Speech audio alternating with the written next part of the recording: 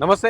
కేంద్ర ప్రభుత్వం ఆపరేషన్ కగార్ అని చెప్పేసి 2026 సంవత్సరం మార్చ్ కల్లా కంప్లీట్గా నక్సలైట్ లేని భారతదేశం చేస్తామని చెప్పేసి కేంద్ర ప్రభుత్వం చెప్తా ఉంది. ఈ నేపథ్యంలో మన తెలంగాణ ఛత్తీస్గఢ్ సరిహద్దు ప్రాంతాల్లో కూడా కర్రేగుట్టలు ప్రధానంగా చూసుకుంటే అక్కడ కూడా కంప్లీట్గా సో పోలీస్ బలగాలు కూడా అన్ని మోహరించినాయి. సో అక్కడ ప్రధానంగా 1000 మందికి పైగా నక్సలైట్లు ఉన్నారు. వాళ్ళందరినీ కూడా హతం చేసే ప్రయత్నం ఉన్నది అని చెప్పేసి దేశవ్యాప్తంగా కూడా ఒక విమర్శ వినిపిస్తా ఉన్నారు పరిస్థితి. సో మాట్లాడుతున్న దీనిపైన అలాగే నిన్న కేసీఆర్ సభ కూడా కంప్లీట్గా యావత్ తెలంగాణ మొత్తం కూడా ఒక్కసారిగా కేసీఆర్ స్పీచ్ కోసం వెయిట్ చేస్తాం అని చెప్పేసి ప్రచారం జరిగిన నేపథ్యంలో సో అసలు కేసీఆర్ ఏం మాట్లాడారు అని చెప్పేసి కూడా వీటన్నిటి గురించి కూడా మాట్లాడదాం. మనతో పాటు మాట్లాడడానికి senior journalist Pasham Yadagiri sir ఉన్నారు. సార్ నమస్తే సార్. నమస్తే.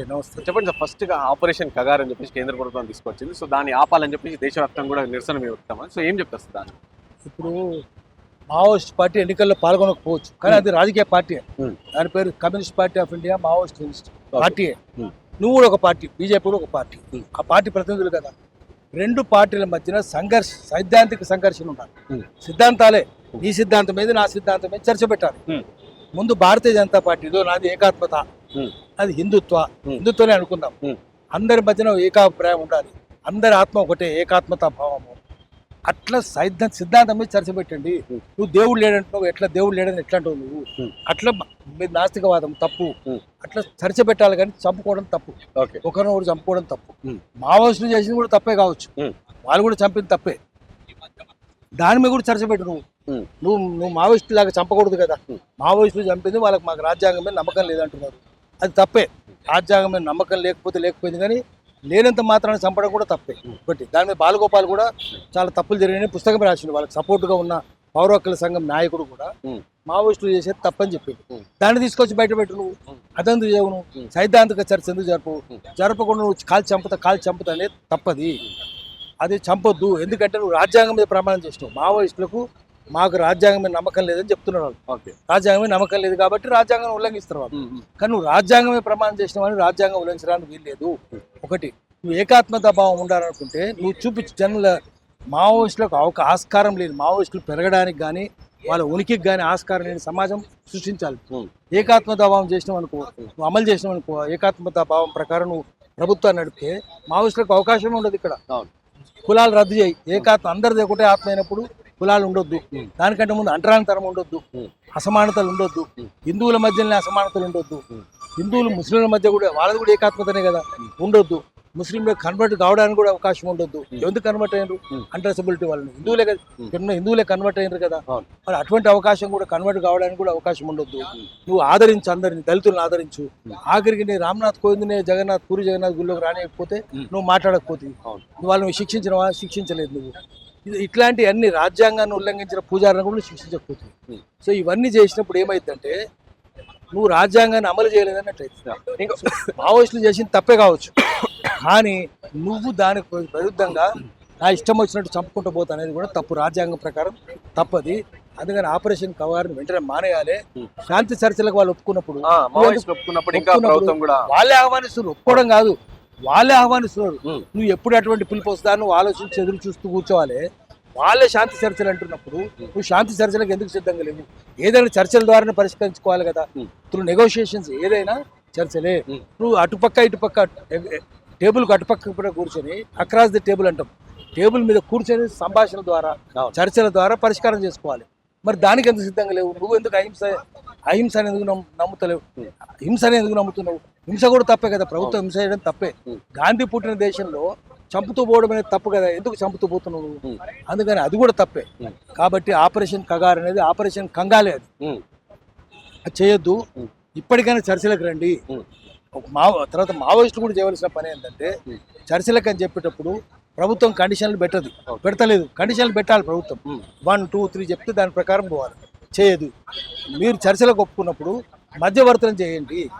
హరగోపాల్ లాంటి వాళ్ళు, హరగోపాల్ లాంటి వాళ్ళు పోయి అందరి దగ్గర పోవాలి. సిపిఐ, సిపిఎం, కాంగ్రెస్ అన్ని పార్టీల దగ్గర పోయి వాళ్ళని ఒప్పించి ఒక వాళ్ళకు వీళ్ళకు మధ్యన ఒక సహయోగ్యం కుదిరినట్టు ముఖాముఖి చర్చ జరిగేటట్టు ఒక వాతావరణం సృష్టించాలి.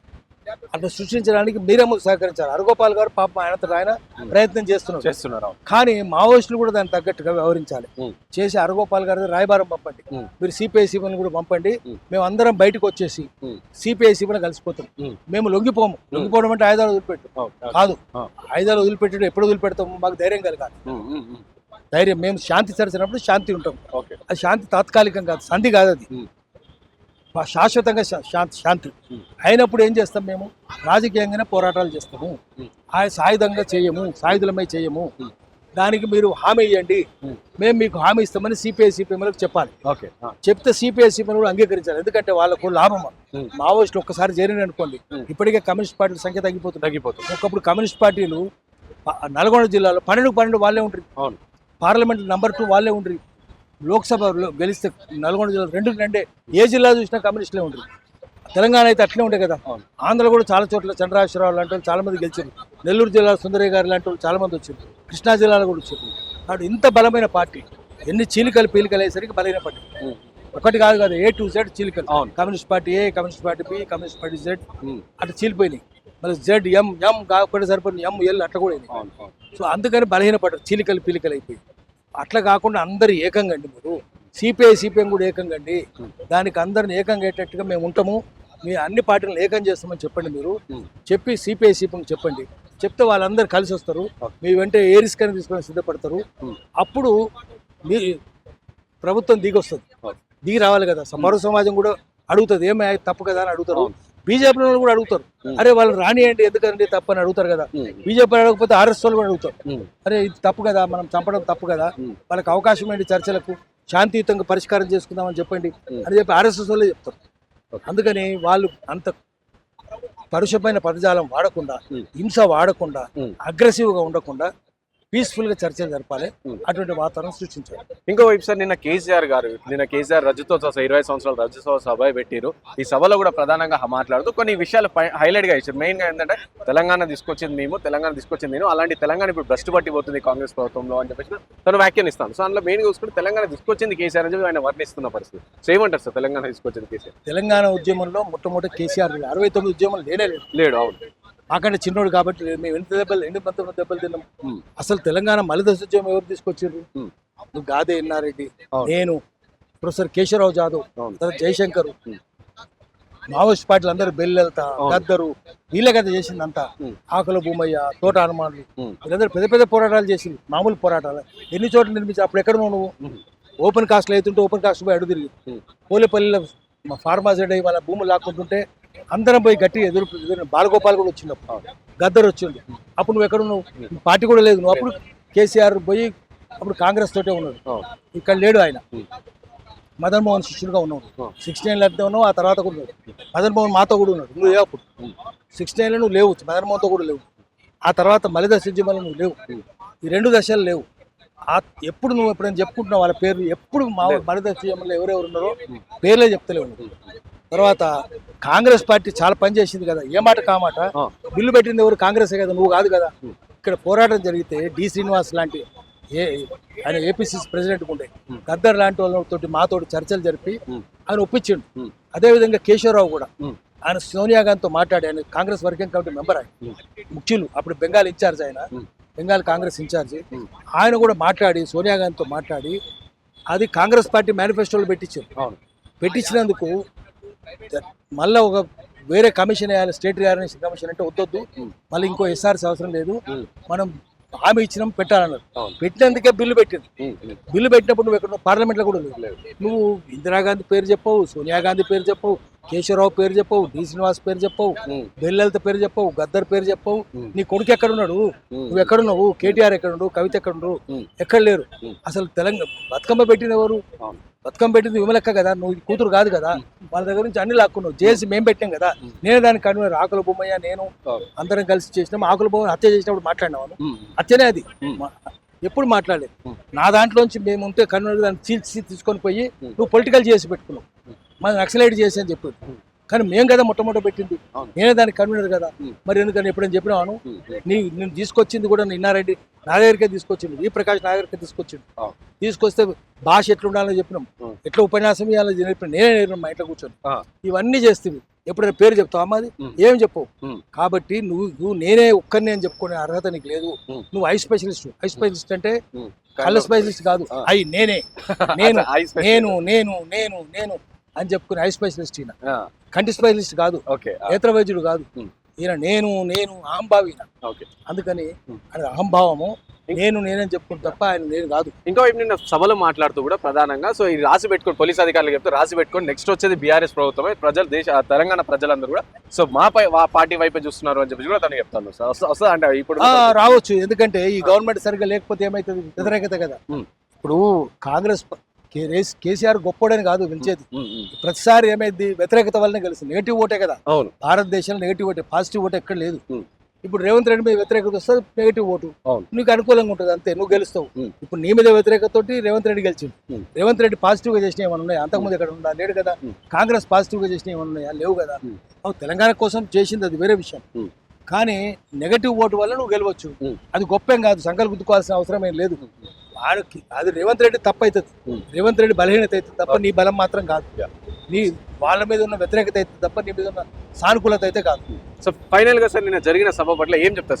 సభ అంతమంది జనాలు రావడం కావచ్చు, కేసీఆర్ చేసిన మాటలు కావచ్చు, వ్యాఖ్యలు, ఇవన్నీ ఓవరాల్ గా ఏం చెప్పాలంటే ఏం చెప్తారు? జనం ఏంటంటే జనం వ్యతిరేకత ఉన్నది ఒకటి. తర్వాత గ్రామాల్లో ఉన్న క్యాడర్ ఇంకా గ్రామాల్లో టీఆర్ఎస్ పార్టీ బలంగానే ఉంది, కాంగ్రెస్ పార్టీ కూడా బలంగా ఉంది. అయితే వాళ్ళందరినీ ఏకీకృతం చేస్తలేదు కాంగ్రెస్ పార్టీ. కమ్యూనిస్ట్ పార్టీలు కూడా బలంగానే ఉన్నాయి, లేదని కాదు. నిన్న కమ్యూనిస్ట్ పార్టీలు మౌనంగా ఉన్నాయి, మనకెందుకు లేవు వాళ్ళు అనుకుని. సో కాంగ్రెస్ సపోర్ట్ చేయాలి కదా. సపోర్ట్ చేసేటప్పుడు కమ్యూనిస్ట్ పార్టీని ఇక్కడ దగ్గర తీసుకున్నావా? ఎన్నడూ మాట్లాడలేదు. వాళ్ళు నీకు సపోర్ట్ కూడా చేశారు. నెల్లికంటి సత్యం ఎమ్మెల్సీ ఇచ్చిండొచ్చు, అది వేరే విషయం. కానీ వాళ్ళను మనస్ఫూర్తిగా దగ్గర తీసుకొని చేయాలి. సిపిఎం దగ్గర తీసుకున్నావా? చర్చలు పెట్టినవా? మనం సెక్యులరిజం కోసం పోరాటం చేస్తామన్నావా? ఏమన్నా రేవంత్ రెడ్డి. కాబట్టి వాళ్ళు నేను న్యూట్రల్గా ఉన్నాను. ఒకవేళ సిపిఐ పిలిపించినా కూడా క్యాడర్ అయితే మౌనంగానే ఉండే పరిస్థితి ఉండే, అది తెలుసుకునే వాళ్ళు మౌనంగా ఉన్నారు. సో కాంగ్రెస్ పార్టీ వాళ్ళు కూడా గ్రామాల్లో ఉన్న వాళ్ళు కదలాలి, కానీ వాళ్ళకు కూడా అసంతృప్తి ఉంది. అందుకని కాంగ్రెస్ క్యాడర్ కూడా గట్టిగా ఎదిరించాలంటే వాళ్ళకు కన్విక్షన్ రావాలి, ధైర్యం రావాలి. ఈ పార్టీ మన కోసం చేస్తుంది, ప్రజల కోసం అని.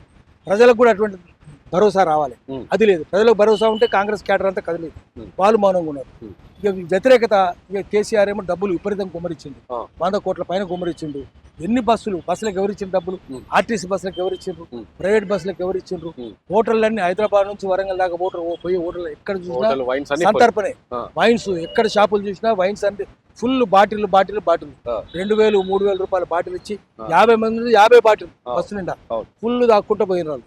సో ఇక్కడ నుంచి అక్కడ దాకా తాగడానికి ఇచ్చిరి, మాంసానికి ఇచ్చిరి, మందుకి ఇచ్చిరి, అన్ని ఇచ్చిర్రు.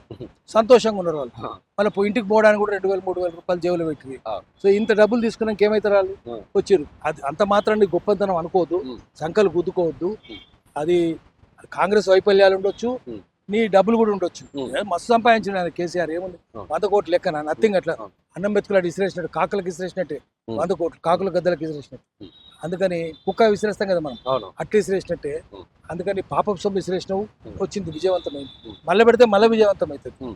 జనం కూడా అంతమంది వచ్చారు కదా, బయట లోపల ఎంతమంది, బయట 2 ఉన్నాయి. కాబట్టి ఇప్పటికైనా రేవంత్ రెడ్డి తెలుసుకోవాలి, నేను ఐసోలేట్ అవుతున్నా, ఒంటరిని అవుతున్నా.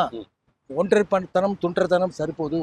అందుకని కేసీఆర్ తుంటరి కావచ్చు, రేవంత్ రెడ్డి ఒంటరి కావచ్చు. సో అందుకని ఈ ఒంటరి నుంచి తెలంగాణ తనను కాపాడుకోవాలి. దానికోసం ఒక కొత్త చైతన్యం సృష్టించడానికి పౌర సమాజం పూనుకోవాలి, ఇతర రాజకీయ పార్టీలు కూడా పూనుకోవాలి. కమ్యూనిస్ట్ పార్టీలు కూడా అదే ఉండొచ్చు. వీళ్ళిద్దరిని ఐసోలేట్ చేద్దాము, వీళ్ళిద్దరిని ఎక్స్పోజ్ చేద్దాము, మళ్ళీ మనం వద్దామని ఉండొచ్చు కమ్యూనిస్ట్ పార్టీలు. అందుకని మౌనంగా చూస్తూ కూర్చుండొచ్చు. ఏదేమైనా సరే పౌర సమాజం మాత్రం అన్ని గమనిస్తున్నది. వాళ్ళని అసహించుకుంటుంది, వీళ్ళని అసహించుకుంటుంది. అందువల్ల వాళ్ళు ఎవరు పూనుకుంటే వాళ్ళకి విజయవంతం అవుతుంది. డబ్బుల పాత్ర కూడా చాలా కీలకం. సో రేవంత్ రెడ్డి వైఫల్యాలు ఉన్నాయి, టీఆర్ఎస్ పార్టీ డబ్బుల ప్రభావం, రెండింటి వల్ల విజయవంతం. Thank you sir.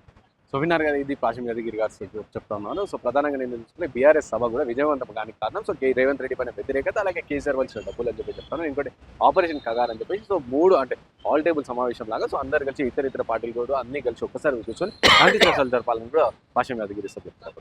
Camera person సాయితో రాణా ప్రతాప్, రిపోర్టింగ్ ఫర్ మై ఇంటి.